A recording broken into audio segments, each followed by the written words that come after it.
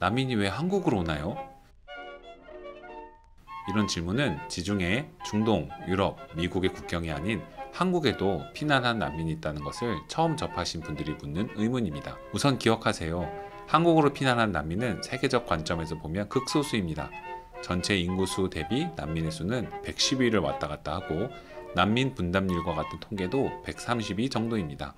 세계적으로 보면 많은 난민들은 자신의 나라 인근 국가에 겨우 불안정하게 피난해 있고 그나마 유럽, 미주, 오세아니아 등 1세계로 피난한 경우가 훨씬 많지요. 한국으로 난민이 몰려온다. 그런 이상한 뉴스와 같은 현상은 전혀 없습니다.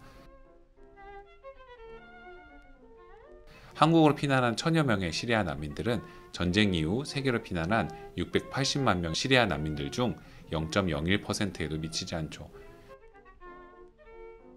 그럼 극소수이긴 하지만 난민들이 한국으로 피난한 까닭은 무엇일까요? 첫째, 난민에겐 선택지가 많지 않습니다. 자신의 나라에서 전쟁이 일어나거나 개인의 활동과 정체성으로 인해 갑자기 누군가로부터 심각한 위험을 당하게 되어 피해야 할 때 난민은 매우 급하게 피난을 선택하게 됩니다. 급하게 받을 수 있는 비자가 있는 나라가 몇 군데 없으면 그중 어디로든지 갑니다.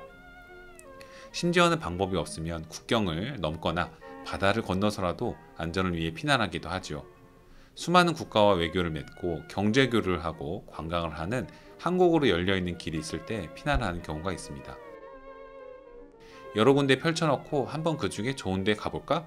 난민에게 그런 것은 없습니다. 선택할 시간조차 없는 경우가 많기 때문이죠. 관광으로, 사업으로, 다양한 경로로 한국으로 피난이 가능하다면 급하게라도 피난하는 것이죠. 둘째, 동아시아 지역에서는 피난할 곳이 별로 없습니다. 세계적으로 보면 난민협약에 가입하고 난민 심사를 하는 여러 나라들이 거의 대부분을 차지하지만 동아시아 지역에서는 그런 나라가 많지 않습니다. 중국은 난민 심사에 관한 제도가 없습니다. 인권을 보장하는 안전한 나라라는 인식도 많지 않죠. 일본은 한국보다도 더욱 낮은 난민 인정률과 가혹한 심사로 소문이 나 있습니다. 대만에도 절차가 없고 동아시아에서는 그나마 홍콩 정도가 또 있을 뿐입니다. 1세계 국가들로 갈 수 없다면 아시아 지역에서 선택할 수 있는 피난처가 한국 외엔 거의 없는 것이죠. 셋째, 인천공항은 주요한 허브 공항입니다. 많은 관광객 물류가 오가는 곳이니만큼 동아시아 지역에서 인천공항이 항공기의 목적지거나 인천공항을 통하여 다른 곳으로 환승하는 경우가 매우 많습니다. 최종적인 피난처를 찾기 어려운 난민들이 환승지로서 인천공항에 도착해서 난민으로 보호해달라고 신청할 수 있는 배경이죠. 넷째, 한국은 인권 선진국, 안전한 국가로 알려져 있습니다.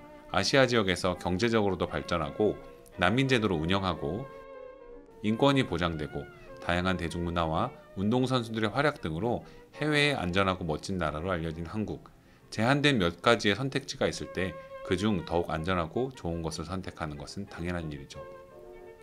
한편 위험한 곳에서 멀리 떨어진 한국으로 피난한다는 것을 보면 진짜 위험해서 피한 것인지 다른 목적이 있어서 온 건 아닌지 의심된다는 생각이 있는 분도 계실 것입니다.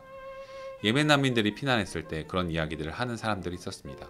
인근 국가나 사우디아라비아로 가야지 왜 한국이냐 그런 것이죠. 많은 예멘 난민들은 해외로 나가지도 못하고 인근에 머물고 있고 심지어 사우디는 전쟁을 예멘에서 수행하고 있는 국가입니다. 당연히 그곳으로 가면 안 되겠죠. 여러분 만약 한국에서 전쟁이 나면 중국, 일본, 미국 중 선택지가 있으면 어디로 가시겠어요? 저희 수많은 강의 경험 속 질문을 해보면 답은 항상 동일합니다. 탈북자도 송환한다는 국가로 가시겠어요?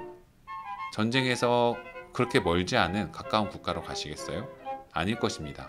멀더라도 가장 안전한 곳으로 피난할 수만 있다면 그곳으로 피난하는 것입니다. 한국도 누군가에게는 그렇게 안전하고 좋은 피난처로 여겨질 수 있습니다. 아무리 멀더라도요.